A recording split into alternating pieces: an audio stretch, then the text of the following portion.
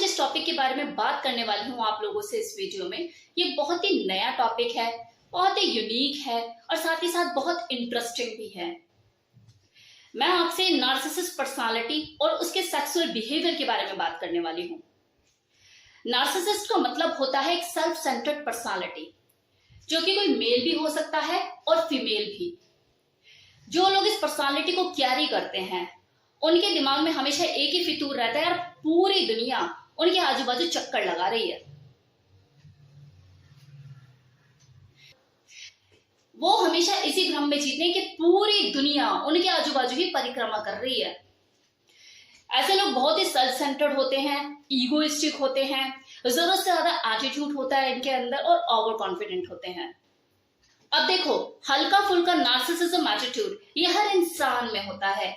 अपने लिए पहले सोचना ये कुछ गलत नहीं है, लेकिन कुछ लोगों में ये चीजें हद से ज्यादा होती है, एक्सट्रीम लेवल पर होती है कि वो अपने फायदे के लिए किसी दूसरे का नुकसान करने में भी चूकते नहीं है, और जो कि ये चीज गलत है। इस तरह के लोगों की फैंटेसी होती है unlimited power, success, Prestige, beauty, self importance. ये खुद को स्पेशल समझते हैं और हमेशा यही चाहते हैं कि हमें स्पेशल ट्रीटमेंट दिया जाए, और जब उन्हें ये स्पेशल ट्रीटमेंट नहीं मिलता तो गुस्से से भड़क उठते हैं। ये बहुत ही एरोगेंट स्वभाव के होते हैं, बहुत ही हॉटी बिहेवियर के होते हैं। दूसरों की फीलिंग की कोई खास परवाह नहीं होती है इन लोगों को, और जिन लोगों में नार्सिसिज्म की मात्रा कुछ ज्यादा ही पाई जाती है उन लोगों को नार्सिसिस्ट पर्सनालिटी डिसऑर्डर का शिकार भी माना जाता है।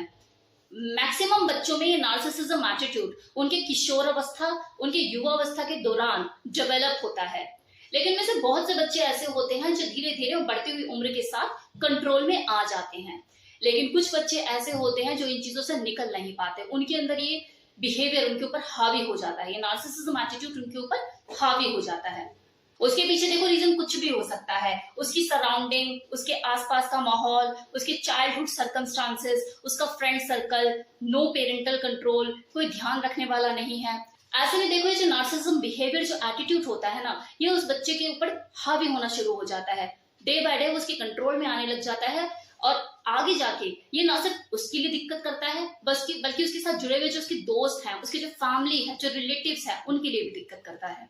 इस तरह के जो लोग होते हैं वो दूसरों को सुनने में कम इंटरेस्ट दिखाते हैं। उन्हें हमेशा यही लगता है कि यार मुझे हर किसी से कुछ ज्यादा ही पता है, और यही जो उनका एटीट्यूड होता है उन्हें आगे जाके दिक्कत क्रिएट करता है। चैलेंजेस उसके लाइफ में उसे फेस करने पड़ते हैं, मतलब उसका ओवर कॉन्फिडेंस उसको कहीं ना कहीं ले डूबता है। अब क्योंकि किसी और को सुनने की आदत इनको होती नहीं, तो ज्यादा दिन किसी के साथ निभा भी नहीं पाते, ज्यादा दिन गाड़ी इनकी किसी के साथ चल नहीं पाती। अपने डिसीजन को दूसरे के ऊपर थोपने की हमेशा इनकी कोशिश रहती है। रिजेक्शन इनसे बर्दाश्त होती नहीं, रिस्पेक्ट ये किसी की करते नहीं। अगर मान लो 4 लोगों के बीच में अगर कोई डिबेट में ये है, यहाँ पे चर्चा चल रही है, कोई कॉन्वर्सेशन हो रही है, तो ये हमेशा वहां पर भी मोनोपोलाइज करने की कोशिश करेंगे कि मैं जो कह रहा हूं वो ही सही है और आप इस चीज को मानो। अगर ये किसी पार्टी में चले जाएं, किसी फंक्शन में चले जाए और उन्हें वहां पे स्पेशल ट्रीटमेंट ना मिले, मतलब कि इन्हें लगे कि यार मैं इतना डिजर्व करता हूं और मुझे वो स्पेशल ट्रीटमेंट चाहिए, नहीं मिले तो ये अब्यूजिव लैंग्वेज यूज करने में भी चूकेंगे नहीं। मतलब फिर इन्हें फर्क नहीं पड़ता कि सामने वाला कौन चौधरी खड़ा है, फिर उसके बाद उस पार्टी के वही चौधरी हैं।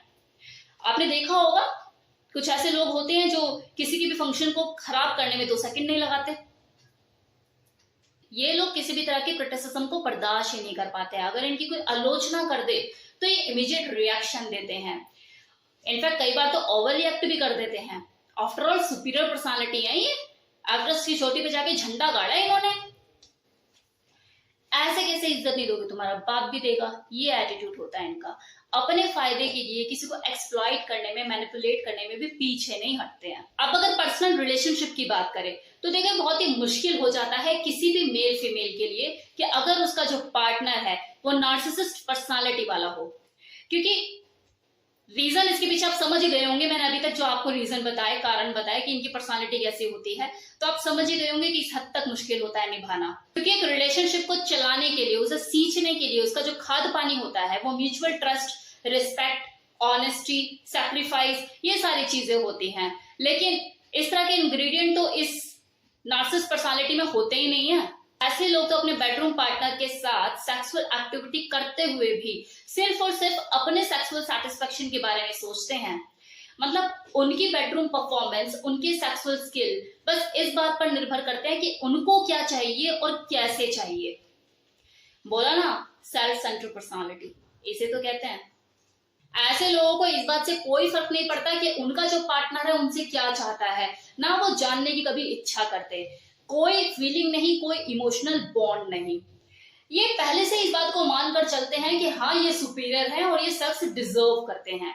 फिर उनकी वाइफ चाहे कहीं भी बिजी हो, चाहे वो कहीं ऑक्यूपाई हो, किचन में काम कर रही हो, सो रही हो, कुछ भी कहीं भी बिजी हो, इनको अगर चाहिए तो चाहिए। इन्होंने अगर अपनी गर्लफ्रेंड के ऊपर 2 पैसे खर्च किए तो इन्हें सेक्स चाहिए। इन्होंने अगर अपनी बीवी को गिफ्ट लाके दिया तो इन्हें सेक्स चाहिए। ये सेक्स के लिए किसी को मैनिपुलेट भी कर सकते हैं वेरी इजिली। इन्हें अपनी सेक्सुअल परफॉर्मेंस के लिए अपने पार्टनर से वाहवाही भी चाहिए कि यार क्या बजा दिया तुमने तो आज। दूसरों को डाउन करने में भी, नीचा दिखाने में भी ये 2 सेकंड नहीं लगाते, इजिली किसी को भी मैनिपुलेट कर लेते, अपने इशारों पे नचाते हैं। मेरे हिसाब से देखो, जो नार्सिसिस्ट पर्सनालिटी है ना, ये होना किसी का गलत नहीं है, क्योंकि इनके अंदर वो सब गुण मौजूद होते हैं जो कि किसी कामयाब इंसान की निशानी होती है। लेकिन जब किसी के अंदर ये जरूरत से ज्यादा हो जाते हैं तो वो उनके फेलियर का कारण बन जाता है। जैसे माना कि ये ओवर कॉन्फिडेंट है, लेकिन कॉन्फिडेंस है तभी तो वो कन्वर्ट हुआ ना ओवर कॉन्फिडेंस में। अब चलो बात है ईगो की, तो सेल्फ ईगो हर इंसान में होनी चाहिए, उसकी सेहत के लिए अच्छा है। लेकिन ऐसा भी क्या कि आप सामने वाले की ईगो को कुछ ना समझो, उसको बिल्कुल वैल्यू ना दो। अब माना कि आप सुपर सेक्सी हो, हॉट हो, परफॉर्मर हो, लेकिन ऐसे परफॉर्मर होने का भी क्या फायदा कि आप वैसे तो ह्यूमन बने फिर रहे हो, लेकिन जो आपकी वाइफ है वो अपनी जरूरतों के लिए दूसरे को ढूंढ रही है। तो इस तरह की बहुत सारी ऐसी चीजें होती है जो जरूरत से ज्यादा इन लोगों के अंदर होने की वजह से ये जीत कर भी हारे हुए लोगों की गिनती में आते हैं। और इसी वजह से इस तरह की पर्सनालिटी कैरी करने वाले लोगों को नार्सिसिस्ट मेंटल डिसऑर्डर का शिकार भी बोला जाता है। Now it's time for conclusion. Narcissist personality एक तरह का मेंटल डिसऑर्डर है।